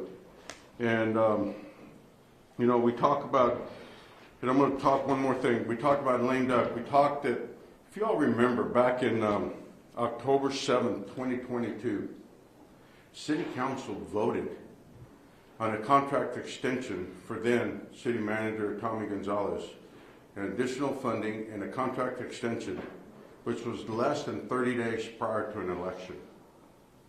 So you still have to make those type of decisions. You still have to continue to run the city. So those are examples. And you'll have all these in the hand that I'm giving you. But I'm going to start, and this will take a little while, so I hope you all have plenty of film. But on March 28, 2023, Council voted unanimously to prepare an RFP to select an executive recruiting firm. Okay, so March 28, 2023, April 7, 2023, and April 18, 2023, RFP advertisements were placed. April 9, 2023, posted recruitment on city website. April 26, 2023, all RFP bids are due. June 29, 2023, Colonel Weston took over as city manager. So again, somebody went on and they've been all over and say, it's been more than 2 years since Mr. Gonzalez left and we've had an interim city manager. It's been a little over a year. And then there's been statements that said, we don't have a city manager. The city's been without a city manager for 2 years. Again, false statements. And those false statements really hurt the public as they hear this and they keep hearing this. And so, do we have a city manager? Absolutely. Between the city manager and your 4 candidates that are local candidates that are running our city, you do know that this is the 2nd year in a row we'll have no new revenue on taxes. That's never happened before in the city. Would you be able to do that without a city manager? Would you be able to do that without team leadership? Absolutely not. And that's where, you know, it leads me to the 4 candidates that we have that were selected from almost 100 people that applied. And, you know, was all 100 of them qualified? Would all 100 of them be a city manager somewhere? Absolutely not. But people were interested in coming to the city of El Paso because of the great momentum, the great things that are happening within the city. So we had over 100 candidates, and then Tilly Baker decided that, or Baker Tilly decided to narrow it down to 14, and every city council member got to look at the final 14. They had to look at their email to be able to do this. So then they looked at the final 14, they looked at the application, they had a video on there, and we looked at it, and then you got to pick your top 5. Would be 4 going forward and 1 being an alternate. So that's what happened. So it was full involvement by council. You couldn't have done it if you weren't aware, if you didn't open your email. And then you picked 2 assistant advisory people to be on the panels, and that happened.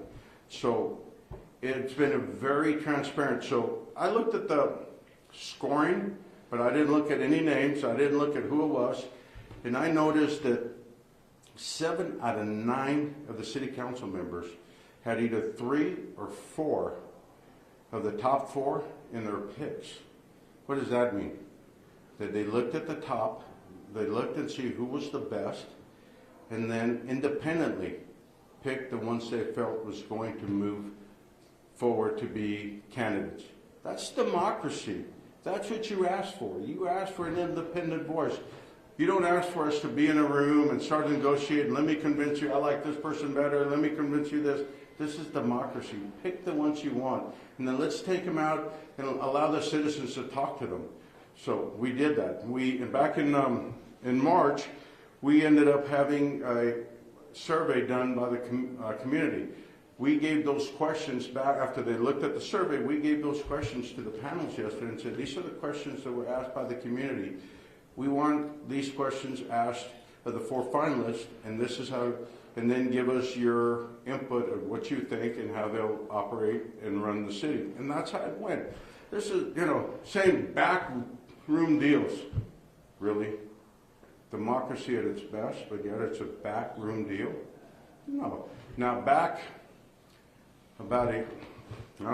in February, I said, you know what we ought to do? We ought to look in our backyard. We ought to look at our local talent first. And then if we don't find anybody, if we don't feel we have anybody qualified, then let's go out and spend the money to hire a search firm. Let's go out and spend the $50,000 that we just spent to determine that the top 4 were sitting in our own backyard. I keep hearing people go, oh, you know what? The brain drain.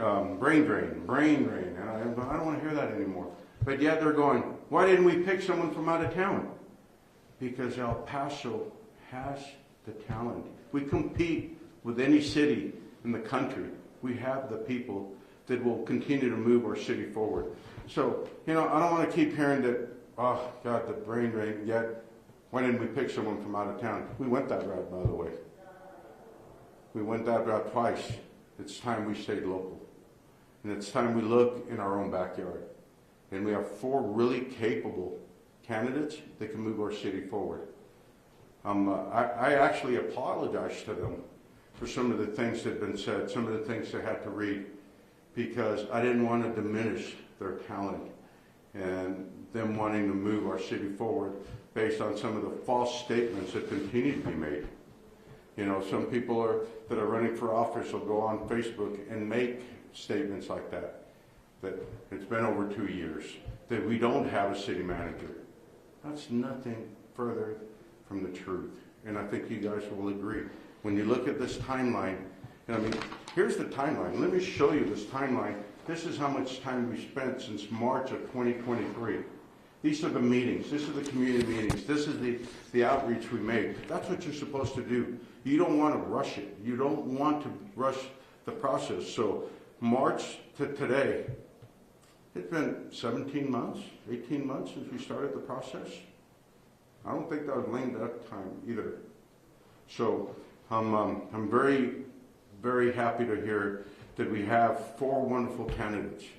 And then we had editorials that some of y'all printed and some of y'all showed. That showed that some was from former city employees, leaders from the city, that talked about that this was not the right process. One of them, when they left the city with the 9-day fund balance. If you know what a fund balance is if something goes wrong, you have to have an operating balance for a city. And normal fund balance is between 80 and 90 days. Right now we're at 81 days. But when this person left, we were at 9 days. One bad week, we would have bankrupted the city.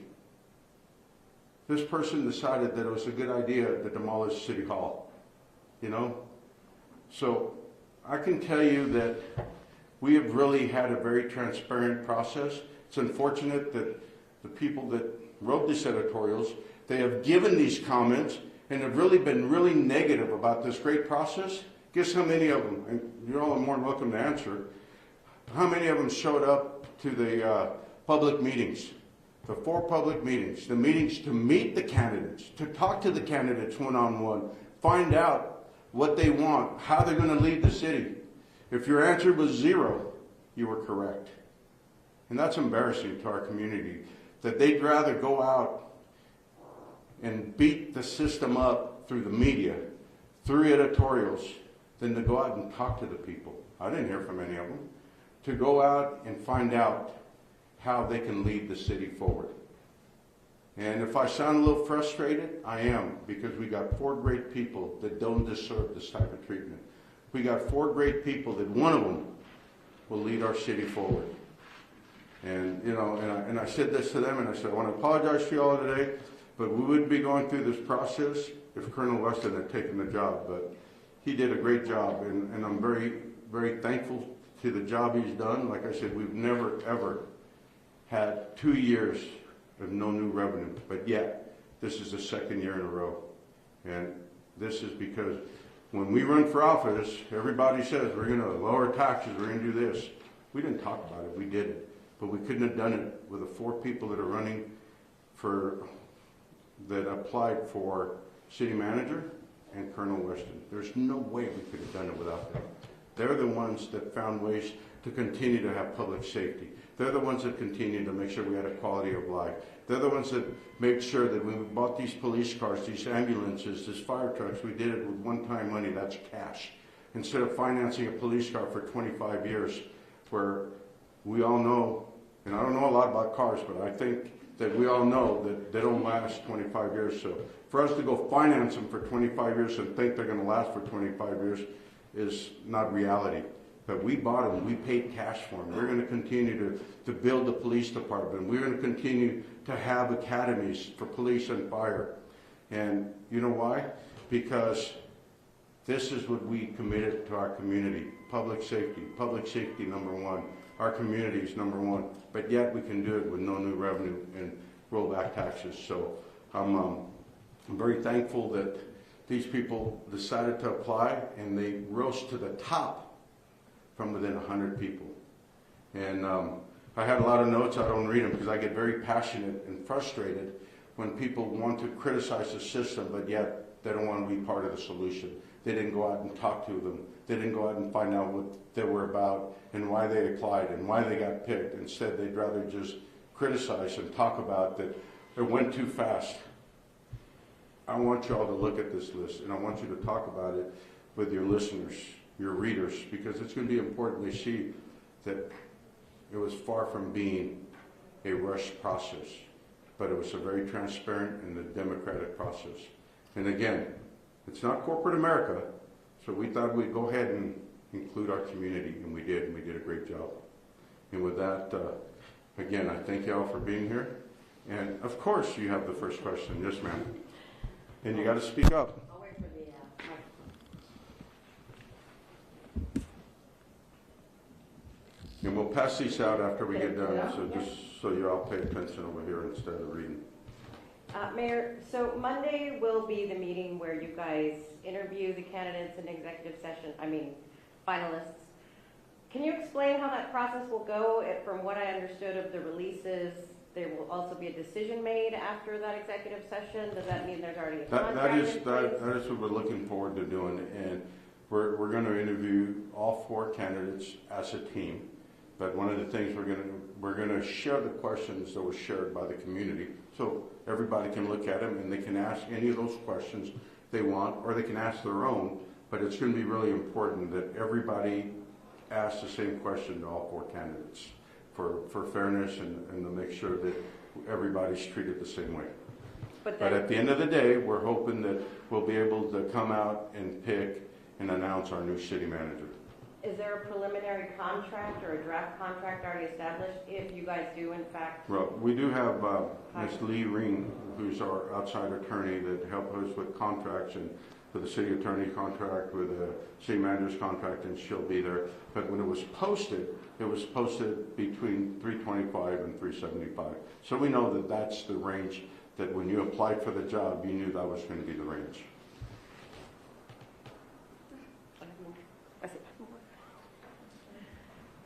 Brianna Pettis, how are you? Good, thank you so much. So we spoke with Cindy Conroy, who was part of the city manager selection committee. She had concerns about the process, and she said that she was asked to join the committee, and then the next day the 4 finalists were announced. So why wasn't the committee a part of the process of selecting the 4 finalists? Okay.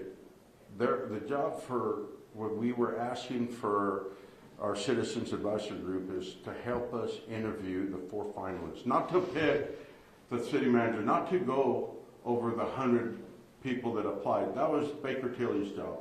Baker Tilly was to narrow it down, and then City Council, who's the ultimate decision on this, was to pick the top 4. And then about a month ago, that all the City Council members, including myself, were asked to pick 2 people from the citizens group, and that they were going to interview the 4 finalists. So maybe she didn't quite understand what the criteria was, but you were going to 4 finalists, so you could see who the city was going to have bring forward, and we would pick one from there. And yeah, so this is, and I know she made that comment of corporate America. Again, this is a better process. This is an open process. This is a process, a very inclusive process of our community, our stakeholders, and our citizens. Anyone else? Wait, you got it.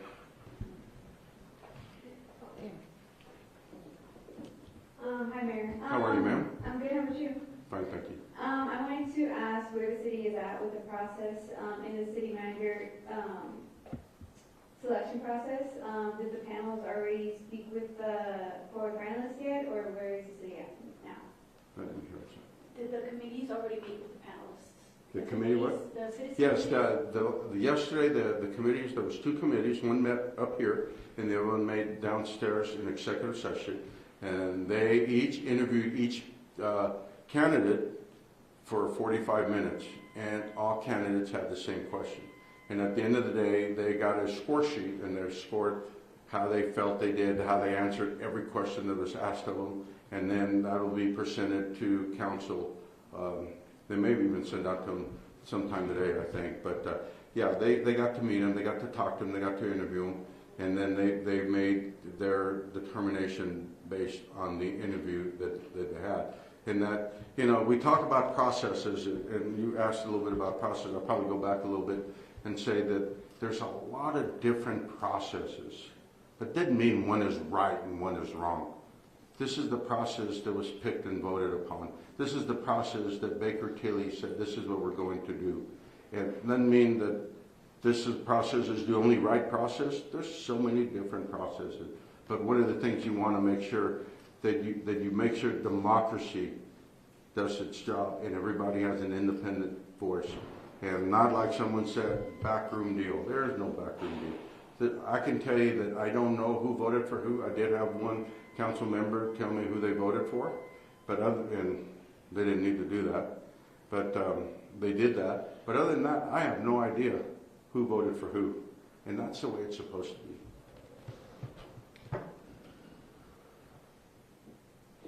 Well, Mayor, when the process, you already mentioned it, what would your message be to those people who were advocating for an external hire? Can you elaborate more on the importance of going local? And when Baker Tilly was hired, was the goal to stay local from the beginning? I don't think I could be more adamant about, we picked the 4 best candidates. The candidates that really rose to the top from 100 people.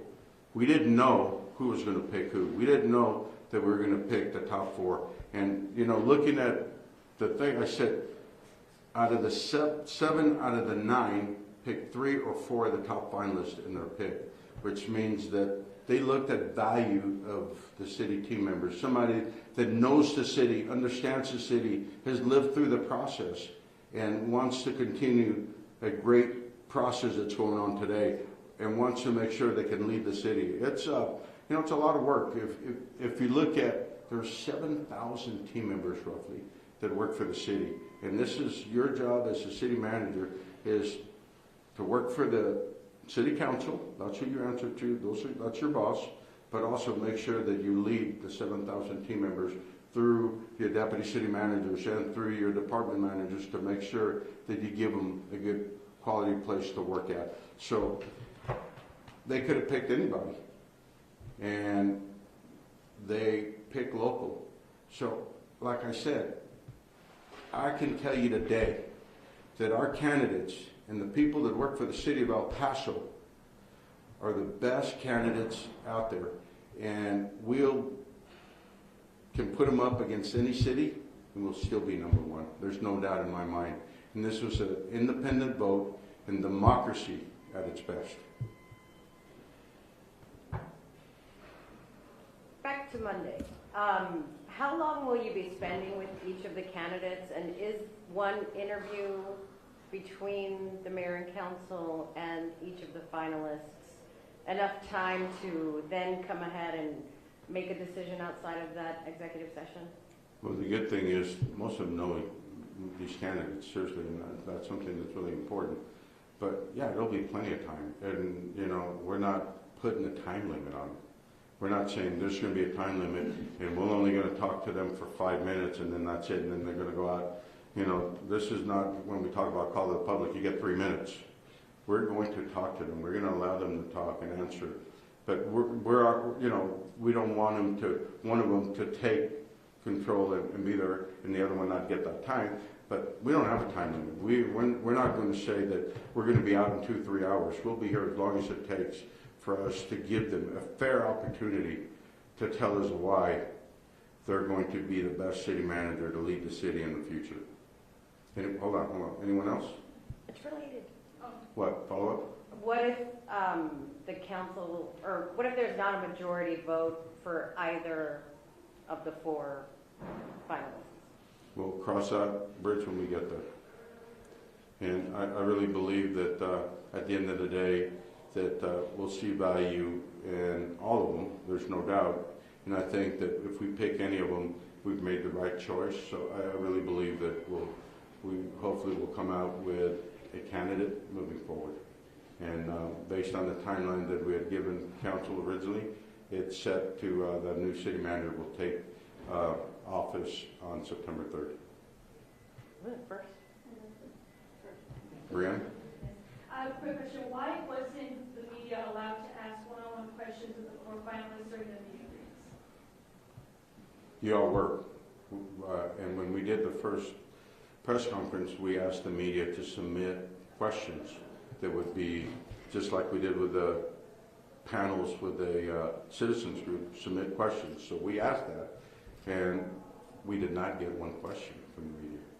So we did ask, and we did want to. And as I started my talk today, media is so important, and you guys really are. You guys are so important for us to get our message across. So I think it's important for you all to be part of the process. And I was a little surprised we didn't get any questions, because I think that it would have been good to have some. And again, why did we do questions? Because we want to make sure everybody gets a fair opportunity to answer the same question. Mayor, can we do a statement in Spanish for this? Después. Qué bueno, porque no hablo ni una palabra de español. No, ya sé. Yes, ma'am. And okay, I want to thank you all. Hello again. Your name, please. You yourself brought up the issue that people had been mentioning, the lame duck concern, and there is the November election coming up. Now, granted, the lame duck doesn't start until the election. Some people have still been concerned that with so many potential new mayor and 5 city rep seats up, that why wouldn't you guys just allow for that new council? I'll give you 2 excellent answers. Number 1 is that we were elected to serve for 4 years, not for 3.5 years, not for 3 years and 1 and 7 months. We were elected to serve for 4 years. And number two is, I've been in office 8 years. I understand city government. I've been here and understand what it takes for a city manager to lead our city, for somebody to move forward. A lot of the city, every 2 years you have an election for 4 seats. Remember, we started this March of 2023. So would you say that if you start a couple months after the election and then all of a sudden 18 months from then you have an election coming up, you go, well, you better stop the process, you can't do it. No, we were really thorough. We really wanted, and you'll see this, when you see this, you're going to see that really transparent and very open and not a rush process. But I would rather have a mayor and a council that's worked with every one of them, that's worked with the process, and you may have somebody that's never been in office. You want them to pick your next city manager? I wouldn't. Thank you all. And again, thank you, because you all are really, really important to the process, and I really believe that.